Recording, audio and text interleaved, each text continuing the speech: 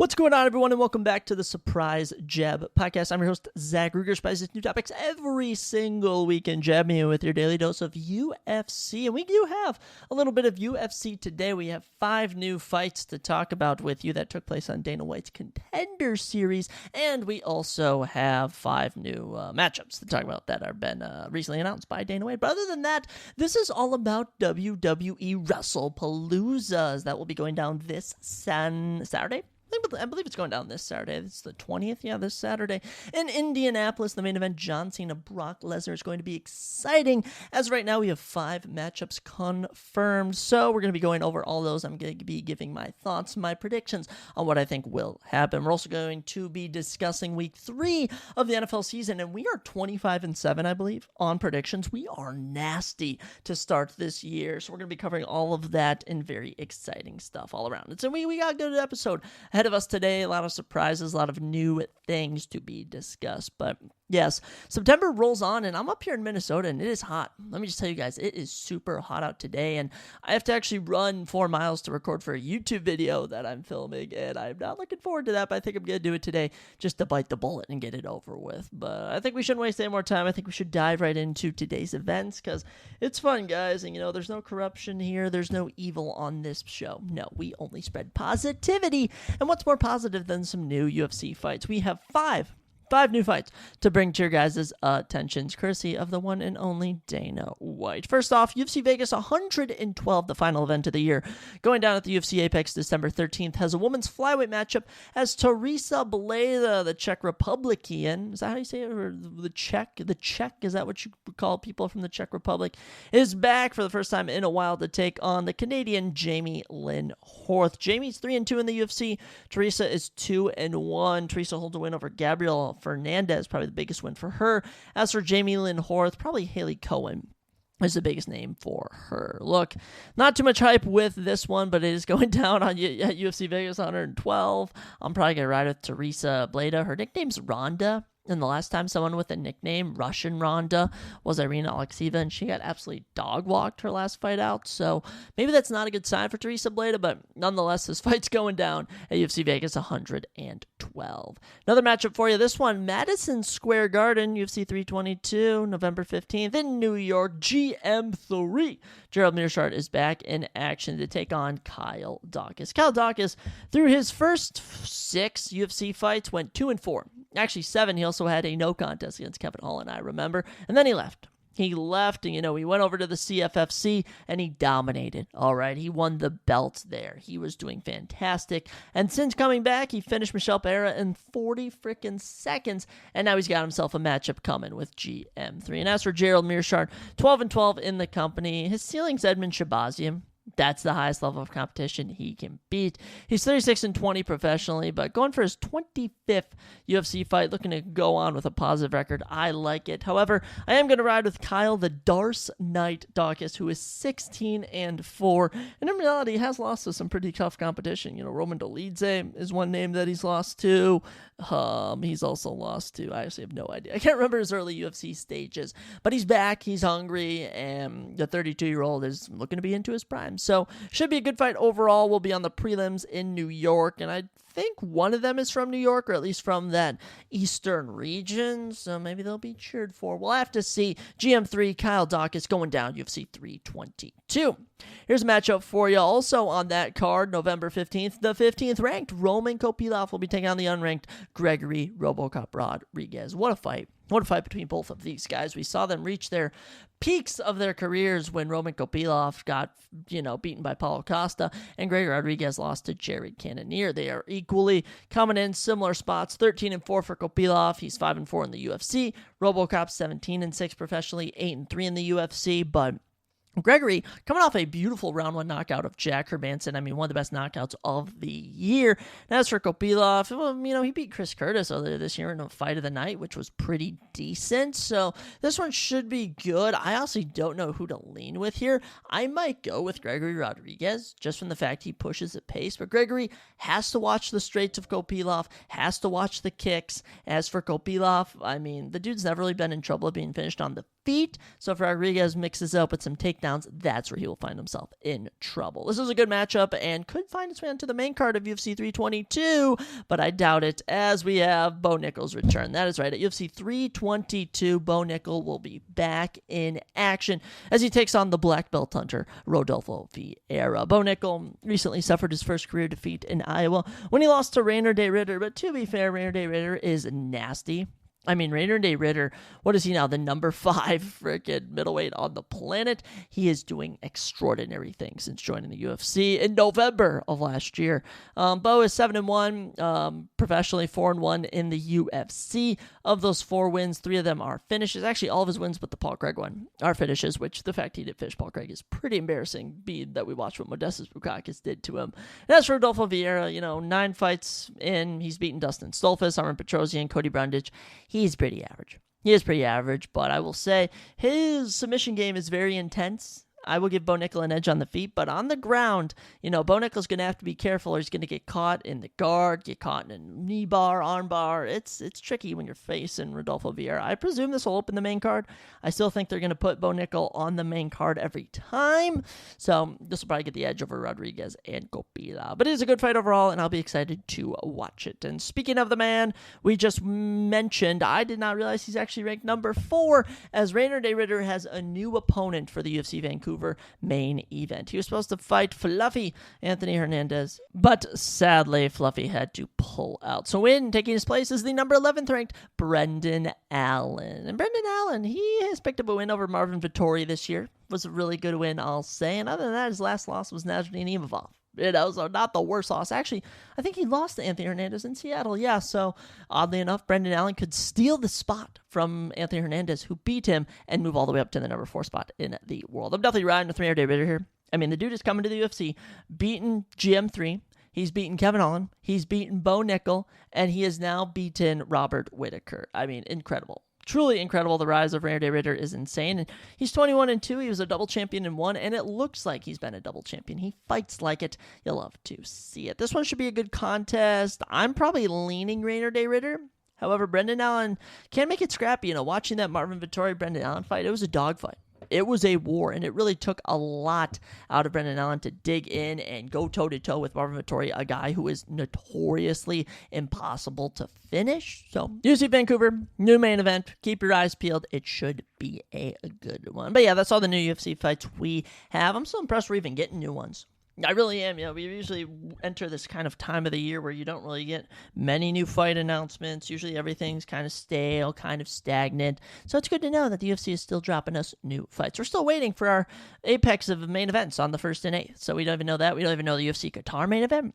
There's still some big fights to be announced, but we also have some announcements for the rankings. That's right, the UFC rankings have updated, and they have made some very interesting changes. I am curious as to what they're doing, so I say we talk about it right now and then. As for our women's divisions to kick off our rankings updates, only one change. That is Macy Barber passing Amanda Lemos in the women's pound for pound. I mean, makes no sense.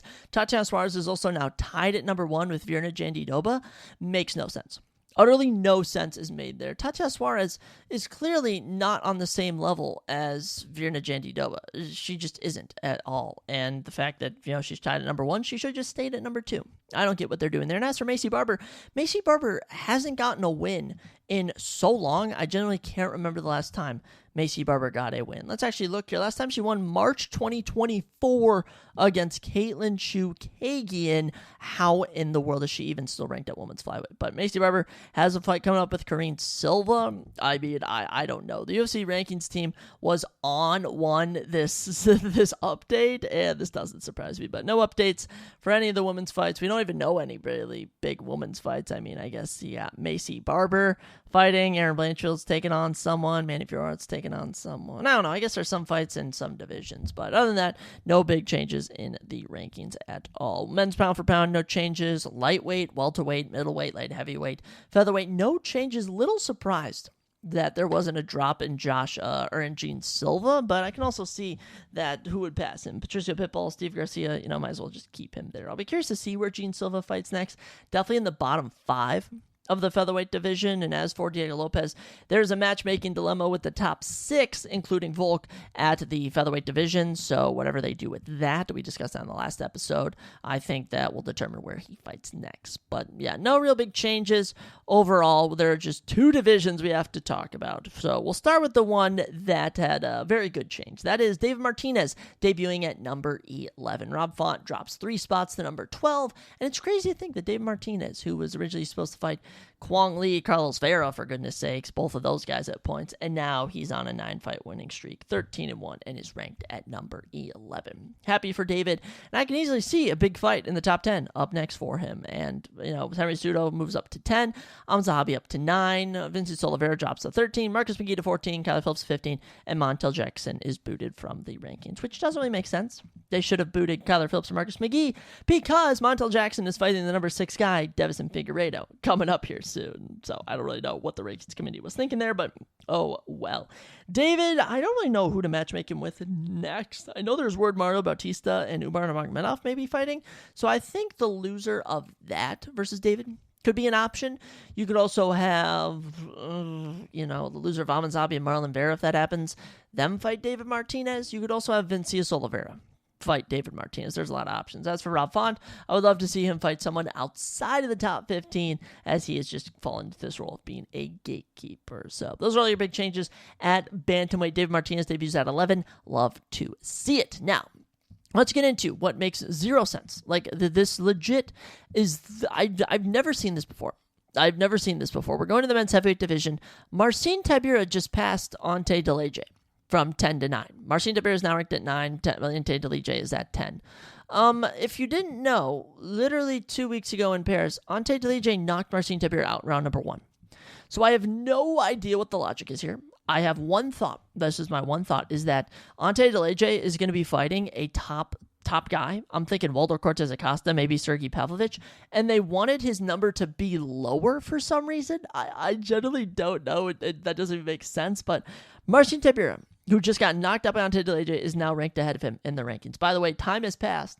He had passed him. He had moved past Martin, and they've decided to move him past him again. So I don't know if this is going to get ruled to a no contest or something. I generally have no idea, but the UFC is on one with their rankings committee. Dana White desperately needs to institute that meta ranking system. Remember when he said he's going to do that, and then nothing came of that? Yeah, that just got swept under the rug. So a couple changes here and there. The only one that makes sense is Dave Martinez debuted at 11. I don't know how Henry Cejudo is even still in the rankings. Fun fact, Henry Cejudo hasn't won a UFC fight since UFC 249 in 2020. He hasn't won a fight in 5 years and is ranked at number 10. Now, mind you, his losses are to the champion, the actually, oh my gosh, where are his losses? Aljamain Sterling's number 5 featherweight. Another loss is to Song Yadong, ranked number 5. So I guess 2 number 5 guys and the champ, but still, no idea how he's still in the rankings or even who he could fight next. Who is Henry Cejudo going to fight next? Like, genuinely, who is Henry Cejudo going to fight next? Is he going to be fighting David Martinez? Is he going to be fighting Vincius Oliveira? I don't believe it. Get him out of the rankings. Henry Cejudo is not coming back anytime soon. So those are your rankings updates. They are awful this week. It makes no sense. And it annoys me how it makes no sense. I really want it to make sense. Help make it make sense. That's all I ask. Make it make sense, UFC. And something tells me it's not going to make sense. But I'll tell you what does make sense, and that is handing out 4 new contracts on Dana White's Contender Series. That's right. I had another privilege of watching Dana White's Contender Series episode 6 of season 9, and it delivered. Now, there were a couple doozies. Both decisions were rather boring, but all the ones where there were finishes, I'll say there were 2 very good fights. They both ended in round number 1. Other than that, some other stuff happened here and there. I say we analyze it and discuss what went down on Dana White's Contender Series Season 9, Episode 6. So we kicked it off. Men's Bantamweight Division, and Cody Chovanchik got it done over Rafael Uchegbo, just as we predicted. And I forgot to mention, I went 5-0 in predictions and finished number 1 on verdict in the world. Yeah, I'm nasty with predictions. I know ball. Cody, anywhere this fight went, just dominated. Rafael Uchegbo looked the least UFC ready of anyone I've seen. He got dropped in round 1, somehow survived. Round 2 landed a takedown, but then it was reversed. And then in the first 10 seconds of round 3, absorbed 1 strike, went down, and that was it. A 10-second round 3 knockout for Cody Chovanchik. And Cody, he will improve to 9-0, and this will be his 6th career finish, 4th career knockout. You best betcha Dana gave him a contract. I do want to say the one key thing here is the 5 minutes and 9 seconds of control time. Round 1, Uchegbo gave up his guard while failing a takedown and then proceeded to do nothing. Like, he just laid in guard. It was so boring. And then round 3, he tried to make it competitive, but like none of his strikes were really... He landed 25 significant strikes. I can tell you right now, none of them were significant whatsoever, but it was satisfying. Watching him get knocked out wasn't an early stoppage at all. And Rafael Uchegbo, 2 losses now in his career, and I'll say this dude is not UFC ready whatsoever. As for Cody Chovanchik, look, 27 years old, from Ontario, didn't take much damage. Can we get this kid on the Vancouver card? I know there's going to be bantamweights for him to fight. I know someone suggested Damon Blackshear. That would be a good fight. I would really like that. You could even matchmake him with Hector Sosa, who we're going to talk about in the main event. Like, I would love to see 2 Dana White's Contender Series guys go at it to see truly who is good and who is UFC level, even more so. But good win for Cody Chovanchik. We predicted it. And Rafael Uchegbo, yeah, I don't think you're coming back anytime soon. Next up, Paddy McCrory and In-Soo Wang. And this was one of the most torn fights I was on this card. And I'm glad I rode with Paddy as a 30-27, 30-27, and a 30-27 to In-Soo Wang. And I didn't even know In-Soo Wang trains with the Korean Zombie, for goodness sakes. He trains with the Korean Zombie, and it was actually Paddy McCrory who stepped in here on short notice. But yeah, anywhere this went, this was all Paddy. 93 significant strikes to 37. 1 of 2 on takedowns for a minute and 45 seconds control time. That was just to end the fight. Like, he just took him down to make a statement, but yeah, Paddy McCrory outstruck him everywhere, was landing more strikes, and In-Soo Wang was always on the back foot. And then in round 2, he landed one big strike that cut Paddy McCrory, but legit, he landed 10 significant strikes in round number 2, and it was only one of them that ended up cutting him. So rough showing from both of these guys. Very mediocre performance, and Dana White came on and said, look, this is Dana White's Contender Series. You got to show me you want it, and I didn't see it, guys. So neither contract is going out, certainly not to In-Soo Wang, who suffers his 2nd career loss. And as for Paddy McCrory, look, he's on a 3-fight winning streak. He fought on The Ultimate Fighter. He's 7-1, but he needs to revamp himself. And the good thing is he's 27. He'll probably go back to Cage Warriors, pick up some wins, and I could definitely see him getting a 2nd shot on season 10. And mind you, Cabral is a perfect example. He won a boring decision his first season, came back and dominated in his 2nd opportunity on another season. So Paddy McCrory, all hope is not lost, but as for this one, wasn't an exciting fight and not getting a contract for the winner. Now, next up, I can't even believe I didn't know this in our pre-show when we talked about this on episode 223, but Tommy Gant trades with Daniel Cormier. I didn't even know that, and I rode with Tommy Gant, and Tommy Gant dominated him. Adam Livingston here. Tommy Gant was just mauling. The fight lasted 2 minutes 47 seconds, 2 minutes 32 seconds control time for Tommy Gant. His American wrestling style, by the way, ACC champ. This is a very, very good wrestler. He dominated, absolutely smothered Adam Livingston here. And you know what? I'll be the first to say it. It was entertaining to watch, okay? Did what he had to do, locked in a nasty guillotine choke, and Adam Livingston was forced to tap. First defeat for Adam Livingston, but the kid's only 24. So, like, to be fair, like, this isn't a bad loss whatsoever at all, especially knowing how good Tommy Gant is going to be. So, Adam will fall to 6-1, but don't worry, I think he'll be back. He just needs to, go out and get a couple wins. Come back when you're 11-1 on a 5-fight win streak. That'll do it. Tommy Gant, though, I mean, this guy, he improves to 11-0. And of those 11 wins, he has 6 round 1 finishes and 10 finishes overall. 5 kills, 5 subs. This guy is dominant. Now, I was skeptical of Tommy, as his opponent records were very bad. And as for Adam, he had been coming in 5 of his 6 wins were by finish, 2 fights in LFA. He both won.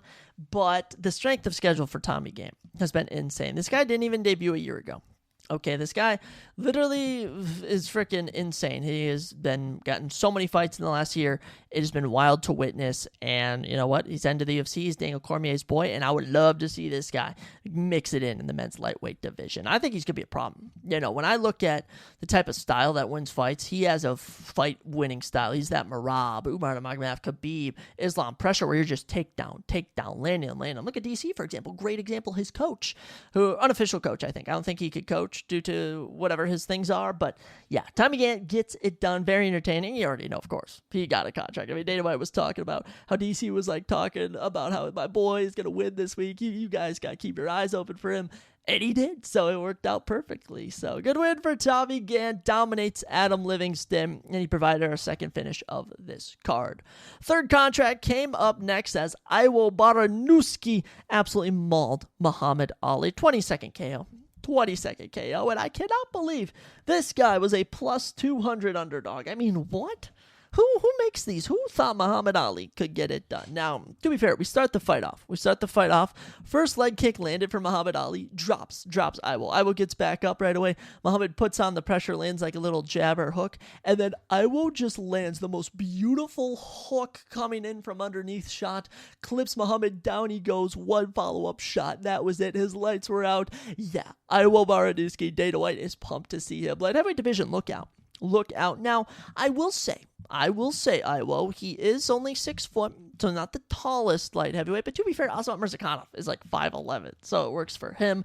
Iwo looked beautiful in this matchup, did what he had to do, and yeah, I'm excited to see this guy fight next. I really am. Muhammad Ali, and no, bye-bye to Muhammad. This is only his 5th professional fight, too. You know, he was skeptical coming in, on why people were riding with him, and I'm very happy Iwo got it done. 6-0 record now, professionally, all of them round 1 finishes. Are they knockouts? I think he has some subs. Yeah, he has some subs, but all of his wins are in round 1. His longest fight is 3 minutes and 54 seconds. He is going to come in and make a lot of people a lot of money. I can feel it. For Muhammad, bye-bye. No.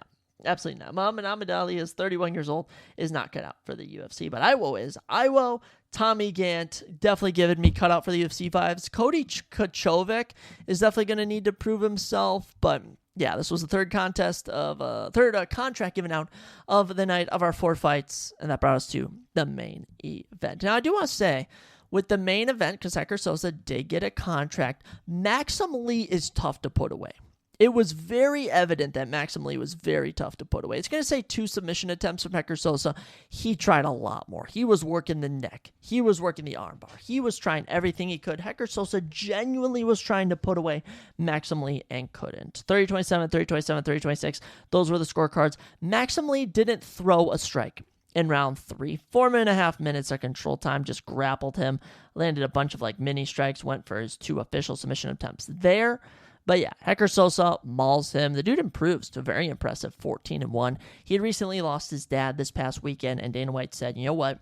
Guy's 14-1. He looked good. By the way, outstruck him 124-13. Ignore the 32 significant strikes 13. 124 total strikes 13. That's what's up, and managed to get the win. So Hector Sosa also trains with Theodore Pura. He's now on an 11-fight winning streak, and I think that this was a deserved contract. Now, I don't know how he's going to do in the UFC, but he certainly looks like he has the skills. To fight guys like Boston Galanos, maybe even a guy like Marcus McGee could be a good test for him. I think that he could pick up wins. I definitely think there are a certain number of unranked bantamweights that he could easily dismantle and make quick work of. So good win for Hector Sosa. Was somehow the underdog at watching this fight? Let me maybe go. Are the odds makers doing this on purpose so people bet on underdogs? I don't know, but this was nowhere near close at all for Maxim Lee. Now, Maxim Lee, the kid's only 9-1 now, but he was 9-0.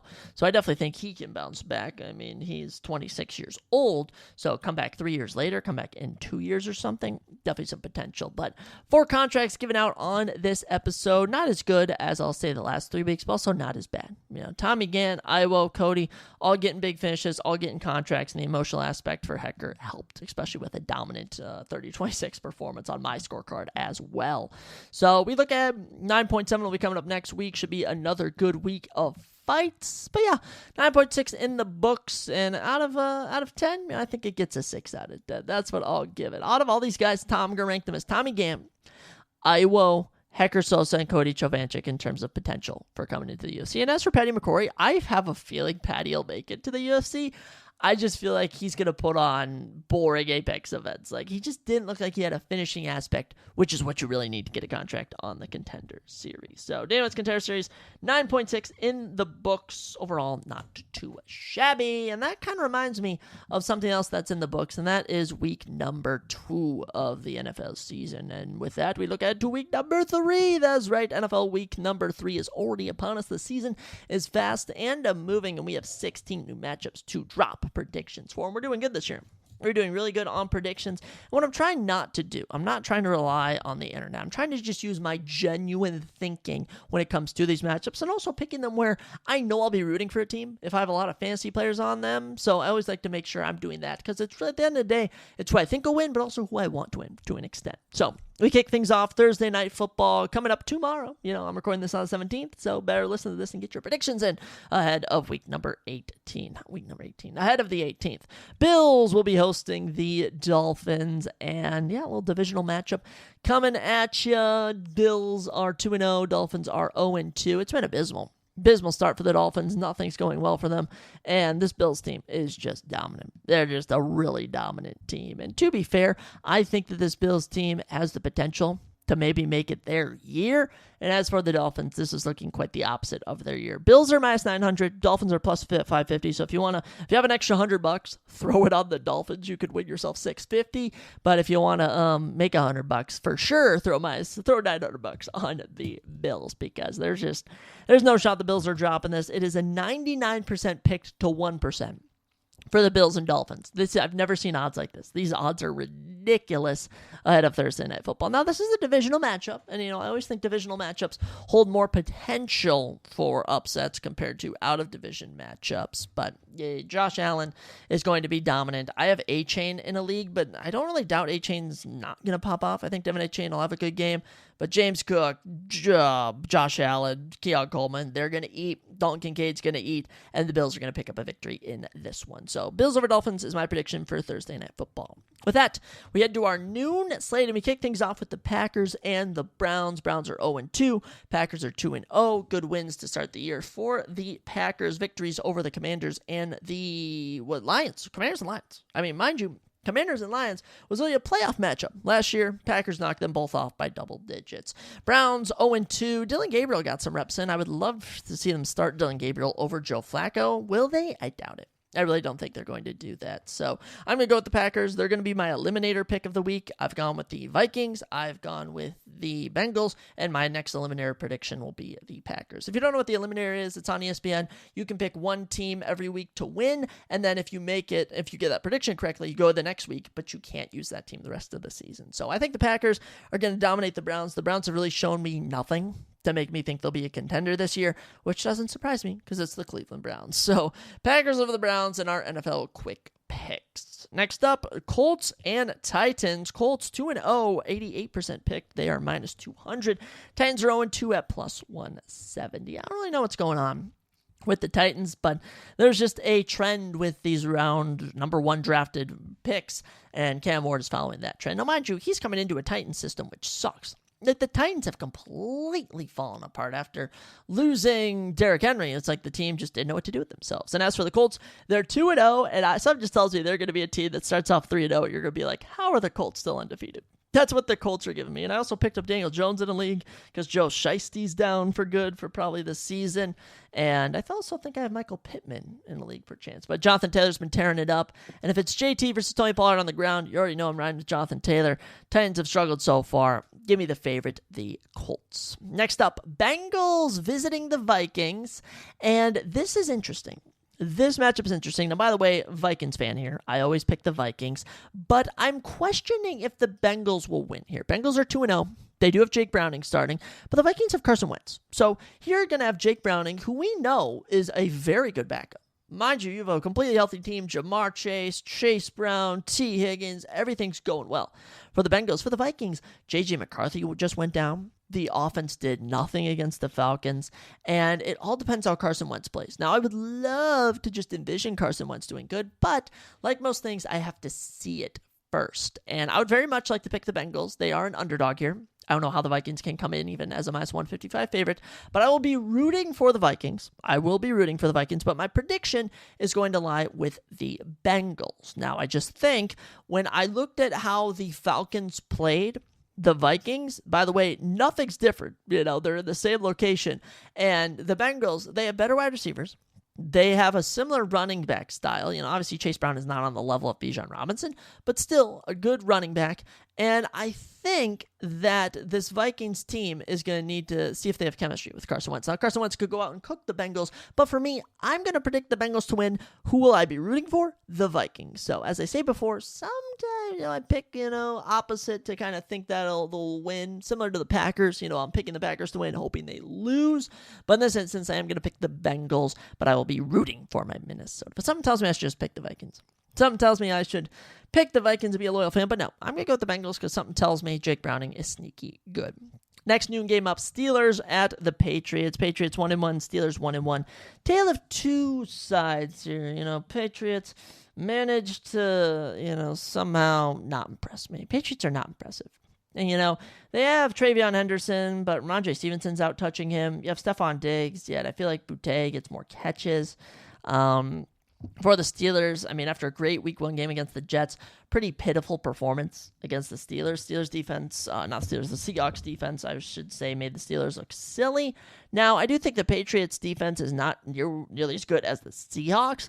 And for the Steelers, they have a lot of good tools. They really do, and I just don't really see the Steelers' defense getting cooked by Travion Henderson, Ramondre Stevenson, and Drake May be that. So I'm going to pick the Steelers to win. They are minus 130. Pats are only plus 110. Yeah, Seth will be happy. My good buddy is a Steelers fan, so we are going to ride with the Steelers. Next up, Los Angeles Rams plus 160 at the Philadelphia Eagles minus 190. Eagles are just going to be that team. It is better to pick the Eagles than not pick the Eagles. Now, will this be their toughest matchup of the season? Probably not, but it will provide a lot of challenges. Devontae Adams and Puka Nacua are going to do their thing. Kyron Williams is obviously a menace. Matthew Stafford is good, but after watching them beat the Chiefs 20-17, seeing how strong their defense looked there, seeing them not really have the best day offensively, but still not have a bad day, like they didn't have any turnovers, I really do think that the Eagles can have a really good year. And will they repeat? I can't say, but I do say for their end season, they're going to win double digits. And when we're statistically looking at if we should pick them or not pick them each week, it is better to pick them. So I'm going to go with the Eagles over the Rams, and I will see the Rams lose their first game. Plus, the Rams are kind of on fraud watch. I don't know if they're as good as people are saying they're going to be. Who have been the Rams' first 2 wins to start off the campaign? That's always important to look at that. They beat the Texans, and they beat the Titans. Yeah, let's not act like the Rams are a good 2-0 team as compared to the Eagles. So we're going to go with the Eagles over the Rams. Plus, I have Devontae Smith, and I really hope Devontae Smith does a very good job. Actually, if Saquon in the league, too, I have so many players. It's ridiculous. Another noon game up next, Jets visiting the Bucks, and the Bucks are 2-0. The Bucks have squeaked away with 2 tough wins. The Bucks have had to fight and scratch and scream just to get these 2 wins, and I don't think they're going to be losing to the Tyrod Taylor Jets here. That's right. Justin Fields is already injured, and Tyrod Taylor is not giving game-winning vibes. It's crazy that the Bucks squeak away with a 23-20 win over the Falcons, and then squeak away with a 20-19 win over the Texans. And Baker, he's back at home. He's got the magic with him. And for the Jets, I do not see the chemistry there. I really don't. I do not see Tyrod Taylor just torching this Bucks defense. Buccaneers are minus 300 for a reason, but at plus 250 doesn't make me really count out the Jets entirely. So we're going to go with the Bucks over the Jets here, and I do have Mike Evans and Emeka Egbuka in some leagues, so I'll be rooting for them to an extent. Next up, next noon game, Raiders visiting the Commanders. After watching the pitiful, just atrocious offensive showing from the Raiders on Monday Night Football against the Chargers, there's no way I'm picking them. There's no way. Commanders only minus 165, and that is because I think, Jane Daniels is questionable right now, but start or don't start, the Commanders have so many weapons. Their running back spot, Jack Krusky Merritt, I think, is going to break out soon. You obviously got Scary Terry, you obviously got Debo. This defense is looking pretty good, but at only minus 165, it does make me think why people aren't riding more with the Raiders. I have Jaden Daniels in some leagues. I also have Ashton Genty. I also have Brock Bowers. I also have Debo. I got a lot of players in this game, but I'm going to go with the Commanders here. They should win this one 2-1. And if the Raiders win somehow, then the Commanders are officially cooked for the year. I'll say that right now.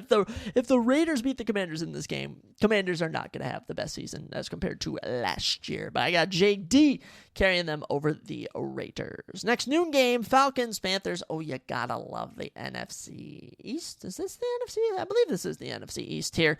Falcons visiting the Panthers. And yeah, the Panthers look better than last year. Tatori McMillan looks good. Chuba Hubbard looks good. Bryce Young doesn't look as bad as he's looked the last 2 or 3 years. However, this Falcons team has some newfound momentum. They only lost by 3 to the Buccaneers we just mentioned. They also really took it to the Vikings. I was at that game. They really dominated the Vikings in that game, and I think their defense is coming off high. Bijan is cooking ridiculously, and this team is healthy overall. So I got Falcons over the Panthers. If you are going to see the Falcons lose here, it's probably going to be to a team like the Panthers. However, there's just no shot. I'm riding with the Panthers over the Falcons whatsoever. I don't think I have a single Panthers player. I really don't. As for the Falcons, I do have Bijan in one league. Other than that, no one else really. Michael Penix did not have a good game against the Vikings, but Bijan absolutely cooked the Vikings left, right, and center. So Falcons over Panthers, lock it in. Then we'll round out our noon slate. The 0-2 Texans visiting the 1-1 Jacksonville Jaguars. The odds makers have this very close. Plus 110 for the Texans, minus 130 for Jacksonville. ESPN predictors on this app, 63% going with Texans, 37% going with Jacksonville. So tough to say what will happen here. It really is divisional game, always close. And in terms of how these two have started their season, Texans barely lost to the Bucs, 20-19. They did give up a comeback, so defensive-wise they fell apart. As for week 2, Jaguars were narrowly edged out by a Bengals team, which had just lost Joe Burrow, so not the best of looks. And they did let Jamar Chase cook them, so maybe Nico Collins will cook them in this instance. Now, if we go back to week 1, Texans looked pretty bad against the Rams. Didn't even score a touchdown. And for the Jaguars, they were able to manhandle the Panthers by 16 points. For the Jags, they haven't really found their fitting this year to start. Travis Hunter and Tutin and Travis Etienne, they trade away Bigsby. And you also have Brian Thomas Jr. in the mix. I feel like they don't really know what they're doing. Now, I will say the high scoring is very appetizing. I will say when I look at my picking of home and away teams, they're pretty even. This is probably my toughest matchup. Predicting of the week, Jags and Texans. We predict them live on here. I think about who I have, and I know I have Brian Thomas Jr. in a league. I know I have Nico Collins in a league. This is really tricky.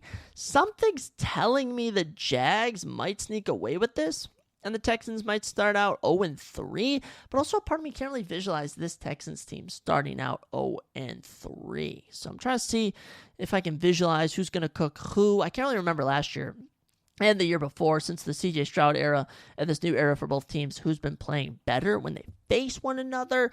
I feel like I'm just rambling on and on about nonsense, but we're going to go with the Texans here. A plus 110 underdog. This is a divisional game, and I don't think the Texans are going to start 0-3. If we revisit this and the Jags won, I will probably be somewhat saddened with myself. Next up, how about the AFC West Broncos visiting the Chargers? And yeah, simple as that. The Broncos are nowhere near as good as people thought they were going to be. They have started out the season 1-1, but the Chargers 2-0 and have cooked the Chiefs and the Raiders. They've cooked their divisional opponents, and they're looking to start out their 2025 campaign going 3-0 against the AFC West, and I got them. I got Chargers all day. Herbert is balling. He's got a baddie girlfriend now, and that's definitely helping him. He's needed his confidence boosted up, and it's been working. It really has been. He's been playing the best football he's played in the last few years, and you love to see it. Plus, Ladd McConkey, Keenan Allen, and Quentin Johnson have proved to be a trifecta of wide receivers who equally all get good target share and cook defenses. For the Broncos, genuinely, what have they done this season? They played who'd they play last week? They lost the Colts 29-28, and then week 1, they beat the Titans by 8. Yeah, no shot we're riding with the Broncos. Give me the Chargers. Next 3 o'clock game, Saints visiting the Seahawks. Seahawks at minus 400. Yeah, Saints are going to be a team we don't pick this season. I think they are just not good overall, and the Seahawks defense is looking really good. Offense is still finding its footing, but with Zach Charbonnet and Keth Walker in the backfield, with Cooper Kupp and Jackson Smith and Jigba on the sidelines, or on the sides as wide receivers, they're going to have success. So Seahawks over Saints, not much time needed to be spent here. However, I do hope Alvin Kamara has a good game. Next 3 o'clock game, or 3:30, Dallas Cowboys visiting the Chicago Bears, -110 for both of these teams. The Bears, it's been tough. It's been a tough start for the Bears. You give up a comeback to the Vikings week 1. You get blown out by 52-21 to your divisional rival in the Lions. It's been rough. It really has. And for the Cowboys, 1-1, a heartbreaking defeat to the Eagles. But, mind you, it is the Eagles. And then a a happy win beating the Giants. Now, I just have a feeling the Bears are going to start 0-3. This Cowboys team is pretty good. This is -110 to -110. Whoever ends up being the underdog, if the betting odds change, I would pick the underdog in this matchup. But the Bears have shown me nothing through the first 2 games that tell me they will beat this Cowboys team, especially stopping Javonte Williams, who is having a career revitalization out here in Dallas. So, Cowboys over Bears, that's my prediction. Final 3 o'clock game, going now 3:25. Cardinals visiting the 49ers. Both teams are 2-0. One of them will no longer be undefeated. Now, who will I go with here is really tricky because I'm going with the 49ers. I think the Cardinals are fraudulent. I think the Cardinals are super fraudulent to start the year. They are the worst 2-0 team out of any of them. I'm telling you that right now. Last week, this Cardinals team beat the Saints by 7. That is not good whatsoever. 7, we're not going to count that as a good victory. That was week 1. Week 2, last week, they beat the Panthers by 5 and gave up almost a full comeback by 20 points in the final quarter. I think this 49ers team, especially knowing that Mac Jones can cook in place of Brock Purdy, is going to have success. McCaffrey's healthy. Without Ayuk or Kittle, they still proved to have success as they were able to pick up a victory last week over the Saints, 26-21. Oh, so Saints did play it pretty close, but yeah. Going with the 49ers here. Cardinals are underdogs. 49ers are the favorites, but it's close. -125 to +105 should be a good game. Then, our Sunday Night Football. Chiefs going to the Giants. Both teams are 0-2. And this is going to be the Chiefs massacring the Giants. If the Chiefs start 0-3, it'd be so satisfying. But, Russell Wilson, Malik Neighbors, they're good. Tyrone Troy Jr., they're good. Like Cam Scatterbo, this is a good Giants team compared to the last few years. I just don't really think it. 91% are picking the Chiefs, 9% are picking the Giants. If you pick the Giants, respect to you. But +240, that should definitely be a wider line. Give me the Chiefs all day. And then Monday Night Football, our final game of the week. Lions and Ravens, it's going to be so good. This is going to be such a good game. I'm not going to forget that the Lions lost to the Packers, and blowing out the Bears doesn't mean you're good. As for the Ravens, they kind of have had to face really good teams. Obviously week 1, they took on the Chiefs, and yet again, another tough loss to start the season to it was the Bills they took on, right? They took on the Bills week 41-40. They did take on the Bills. That was a hard game, and at the end of the day, it just came down to the Bills somehow pulling it out.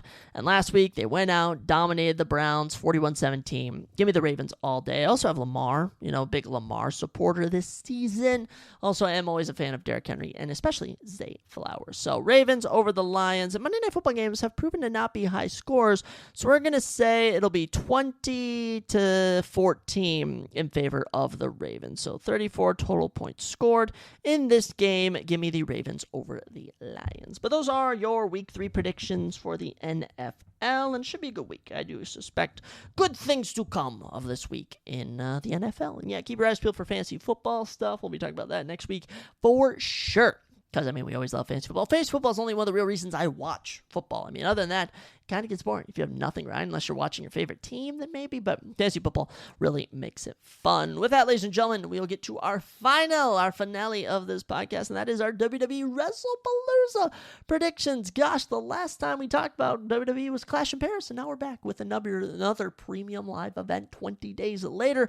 Wrestlepalooza, such a random name, such a random event. Let's talk about it and discuss what we think is going to take place. So Wrestlepalooza was announced just under a month ago, I would say, as there really wasn't an originally planned event for September 20th. But, WWE, they love their PLEs and they love their money, and so they've decided to put on Wrestlepalooza. Now, the name Wrestlepalooza is originally from ECW. They had a couple events from 2000 to 2003, and it was named Wrestlepalooza, and there really isn't a theme of it entirely. Now, usually there were Extreme Rules matches on WrestlePalooza, but as of right now, we have no stipulations on any of our matchups, as I thought Cena and Lesnar should have easily been an Extreme Rules match, but I guess not. WWE will be going down at Gamebridge Fieldhouse, which is, I believe, where the Colts play.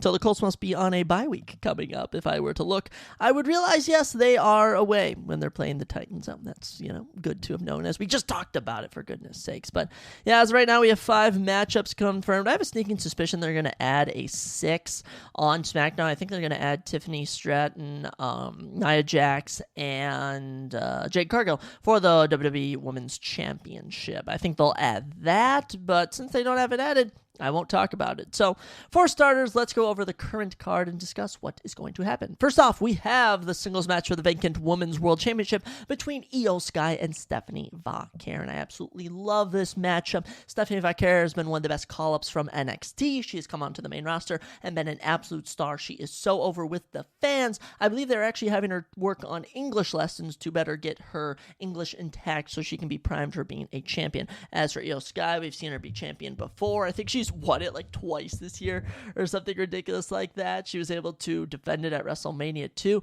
Io Sky has been on fire. This was originally supposed to be Naomi versus Stephanie Vaquer. However, Naomi got pregnant. Bad on you, Jimmy Uso. And now she is no longer going to be wrestling for a while. So she's literally probably going to be out a year, which is just really sad to see, especially she was getting into her prime. Now, mind you, she had won the championship back in 2017. She had good runs before, but this really felt like Naomi's prime. So, unfortunately, no more Naomi, but we do have Io Sky and Stephanie Vaquer, and I can see them putting the strap on either one of these women. Now, Stephanie Vaquer, this would be the first time she's winning it, which would be really outstanding. As for Io Sky, this would be the safe option, being that we know that Io Sky has been champion. We know she can carry the belt. Maybe they don't think Stephanie Vaquer is ready yet. However, I do have a theory on what I think is going to take place, and that is going to be the fact that WWE Crown Jewel, going down October 11th, is in Perth, Australia. Now, you could say they could run Io Sky versus Rhea Ripley there, but something tells me they're saving Io Sky and Rhea Ripley for WrestleMania, which leads me to believe they're going to have Stephanie Vaquer win so she can face Rhea Ripley in Australia. Now, will she lose? Perhaps, but I really think that would be not only a massive matchup, but it could damn well main event that show.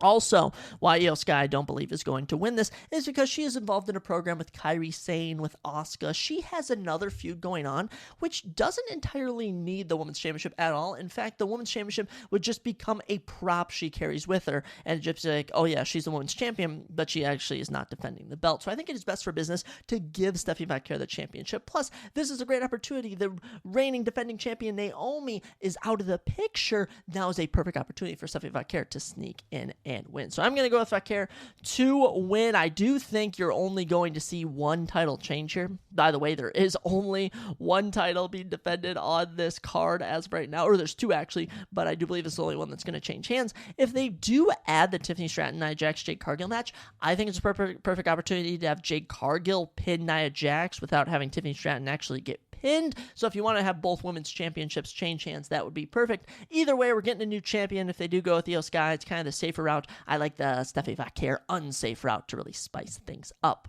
Next up, the tag team match between the Usos, the reuniting team of Jay and Jimmy, taking on the Visions, Braun and Braun, Bronson Reed and Braun Breaker. And look, no one's excited for this. No one is excited for this matchup. Sure, the Usos are back together, but we have been seeing the exact same Raw main event take place over the last course, where you have LA Knight, Jimmy Uso, Jay Uso somehow taking on Bronson Reed and Braun Breaker in either singles matches or tag teams. It has been so boring. Oh my goodness. My only hope for this is that you see the Braun and Bronson Reed connection. Bronson Reed and Braun Breaker, the Bronze, LeBron James, getting it all done here. You know, they have been losing left, right, and center on PLEs. They lost at SummerSlam. They lost at Clash in Paris. Now it's time for them to win. If they don't win here, I'm not going to take them serious. They're just going to be background characters for Seth Rollins and the Vision in this little feud or whatever. They're the faction they have. Now, for the Usos, this is kind of good. They're reuniting. However, I do think LA Knight's going to get involved to some degree. I do think they're teasing a Jey Uso heel turn. I don't see it coming. I would love to see more so an LA Knight heel turn take place here. But I think best for business, Bronson Reed, Braun Breaker getting it done. This should be an entertaining matchup. The entrances should be fun. And I do think this should should be for the World Tag Team Championships. It makes no sense why the Judgment Day have him. So whatever happens out of these two teams, I at least hope they go and challenge at Crown Jewel or even on Monday Night Raw for the Tag Team Championships, because they really need to save the Raw Tag Team titles. They're in a desperate situation with those. They're just dead. The division's dead. So the Vision, Bronson Reed and Braun Breaker, I got them beating the Usos, Jey Uso, and Jimmy Uso. To be more specific, I am going to say Braun Breaker pins Jimmy Uso. That's going to be my prediction, or either otherwise LA Knight gets involved, costs it for Jey Uso, and Jey Uso is pinned by Braun Breaker. So that's why I think it's going to go down. Should be an entertaining matchup. Next up, the bigger tag team match. One of the biggest matchups on this entire card. Some people are saying it should be the main event. I disagree, but it is going to be amazing as CM Punk and his wife AJ Lee take on Seth Rollins and his wife Becky Lynch in a mixed tag team matchup. And this is the biggest mixed tag team matchup of all time. Like, genuinely, we were all trying to think of what has been the biggest tag team matchup of all time, and nothing comes close to this. Like, genuinely, nothing else comes close to this, and it's just so amazing. AJ Lee returning. She's been great on the mic. She's looked good in ring. I can't wait to see her actually in a match for the first time in almost a decade. Crazy enough. Now, I do think CM Punk and AJ Lee have to win. Like if you have them lose to the Seth Rollins and Becky Lynch here, that's like, why would they even feud like this in the first place? I think it's safe to say that AJ Lee pinning Becky Lynch is the move. This Seth Rollins and CM Punk feud is going to spill over probably until WrestleMania. Like, this is just never ending. It's weird to think these two have been feuding pretty much since CM Punk came back, and Seth Rollins was doing facial reactions and saying stuff while he returned in Chicago, and it's just never stopped since then. As for AJ Lee and Becky Lynch, this is brand new. I would love to see the Intercontinental Championship get mixed in, and I could even see them running this back where it's like a winner-take-all matchup where Becky Lynch and Seth Rollins both put their belts on the line against CM Punk and AJ Lee, maybe in a stipulation match at Crown Jewel, at Survivor Series, War Games. I'm very excited to see where this feud goes, but I do think CM Punk and AJ Lee winning is the correct move. However, WWE in the past has brought back people such as CM Punk, such as Brock Lesnar, such as a lot of guys where they return, they lose right off the bat. So we'll have to see, but I'm going to go with CM Punk and AJ Lee, and I will be rooting for them as I'm going to be watching this in Chicago, Illinois.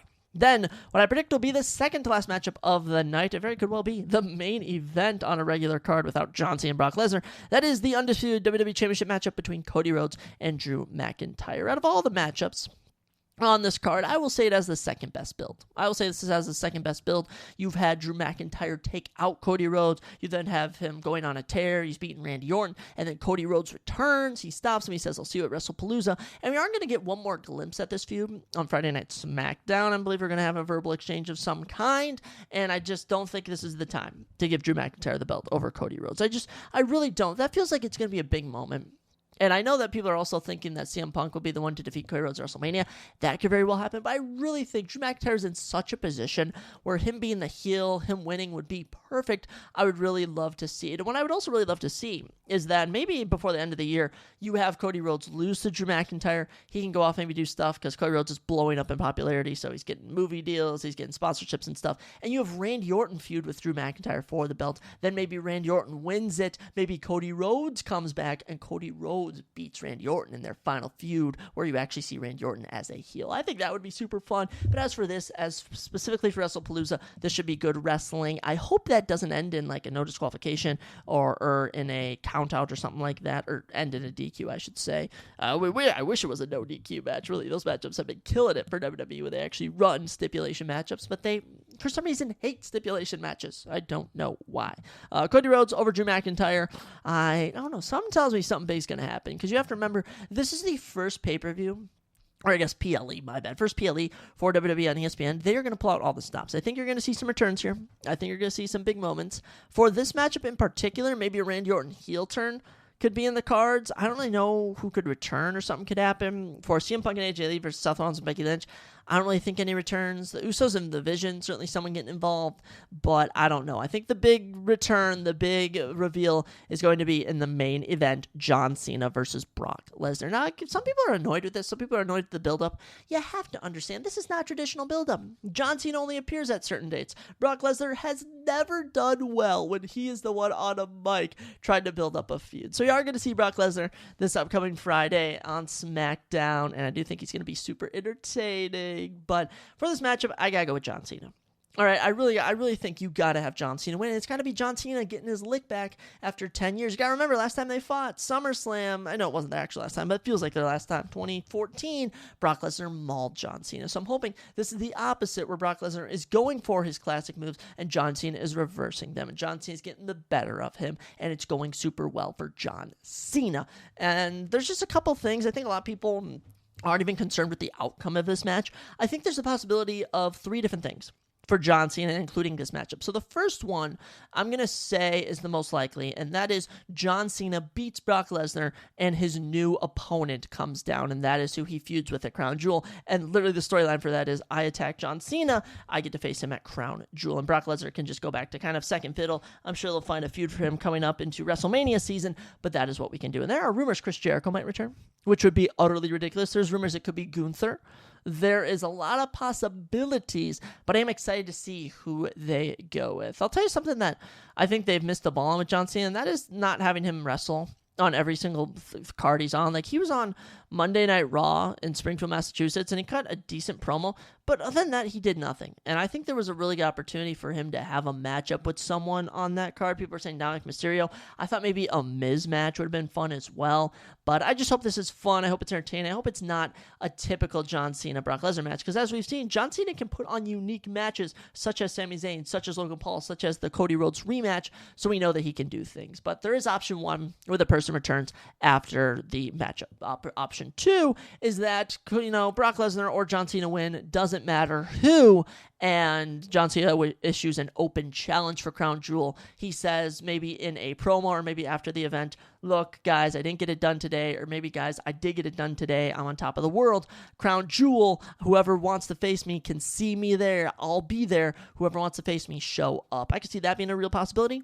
The third option, this one I think is not on that many people's radar, that is this matchup ends in controversy to some extent, and they run it back in an Extreme Rules and a last man standing and no DQ at Crown Jewel. It's Saudi Arabia. Or no, it's not Saudi Arabia. It's Perth, Australia. Whenever they go overseas, they always put on big events, especially for Crown Jewel, for like these, whatever these Saudi Arabian events is, and this really feels like a Saudi event, even though it's in Perth, Australia. So I'm going to go with John Cena to win. I hope he wins. I've been a big fan of John Cena on his, retirement tour, and I just hope this is entertaining. At the end of the day, I hope it's entertaining. I presume they'll add 1 match on SmackDown, like I've said. They could add 2, but as of right now, looking like it's just going to be 5. So, John Cena hopefully beating Brock Lesnar, and hopefully a big return is what we are hoping for. Because they're going to really want to sell people on going over to ESPN, on switching over, and, keeping a retaining of customers. And I think one thing also is, how goofy is the name WrestlePalooza? That's got to be the dumbest name ever. They couldn't have picked a better name. They couldn't have done Armageddon. They couldn't have done No Way Out. They couldn't have done a fun name. They go WrestlePalooza. And it's funny watching wrestlers cut promos trying to say WrestlePalooza in a serious manner, because it just doesn't sound serious at all. But yeah, ladies and gentlemen, that's all I have for today and also for this week. That's all we got on the weekly podcast. It was fun. Fun episode. Week 3 of the NFL should be fun. I'm excited for the next episode of Dana White's Contender Series. It's been one of my favorite shows to watch every Tuesday. And as for WrestlePalooza, you best bet once the weekend's over, we're going to be recapping this and talking about everything that went down. So, ladies and gentlemen, you all have an amazing weekend. You all have an amazing life. The Lord loves you. I love you. And I just pray that your life is filled with joy and blessings and awesomeness. Like The Miz, awesome. Okay, if any WWE fans get that reference, let me know. But guys, have a good one, and I'll catch you next time on the Surprise Jab Podcast.